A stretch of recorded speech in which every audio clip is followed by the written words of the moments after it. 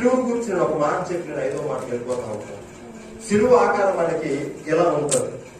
మనం చాలా సార్లు చూసింది, నిలువుగా ఒక కర్ర, అటుగా ఒక కర్ర. దాని యొక్క గుర్తు ఏంటయ్యా అంటే, ఈ నిలువు కర్ర అనేది లేకపోతే నిలువు ఉన్న కొయ్య అనేది దేవునికి మనుషులకి ఉన్న సంబంధాన్ని డినోట్ చేస్తే, లేకపోతే తెలియపరిస్తే, అడ్డుకర్ర అనేది మానవునికి మధ్య ఉన్న సంబంధాన్ని అది మనకి నిరూపిస్తూ ఉంటుంది, అది సూచిస్తూ ఉంటుంది. అంటే దీన్ని బట్టి మనం అర్థం చేసుకోవాల్సిన విషయం ఏంటయ్యానంటే, ప్రభు ఈ లోకానికి రావడానికి గల కారణము చాలా ఉన్నాయి. రక్షణ, ఇట్ మీన్స్ ఓకే, నేను కాదనుకున్నాను, రక్షణ ఖచ్చితంగా దానికోసం వచ్చాను.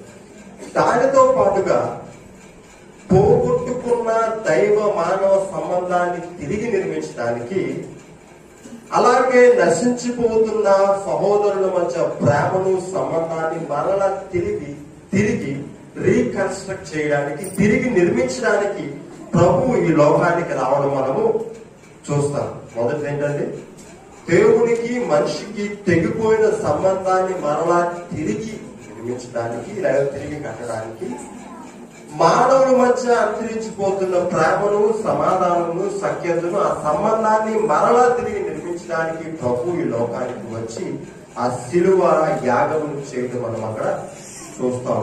మనది నెరవేర్చబడిందంటే ఎస్, ఆఫ్ కోర్స్ 100% నెరవేర్చబడింది. మానవునికి దేవునికి మధ్యవర్తిగా ఉంటున్న యాజకత్వపు ఆ యొక్క విభాగాన్ని ప్రభు తీసివేసి నేరుగా దేవునితో నువ్వు నేను కాంటాక్ట్ అయ్యి కనెక్ట్ అయ్యే అధికారాన్ని మనకి ఇచ్చాడు. ఆ రీతిగా దేవునికి మానవునికి మధ్య ఉన్న సంబంధాన్ని ఆయన తిరిగి కట్టాడు.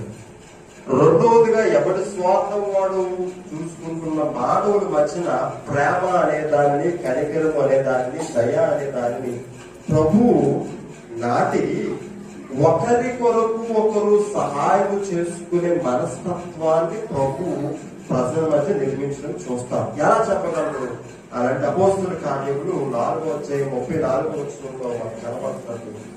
అక్కడ ఉన్న వాళ్ళందరూ వాళ్ళకున్న భూములన్నిటినీ అమ్మేసి,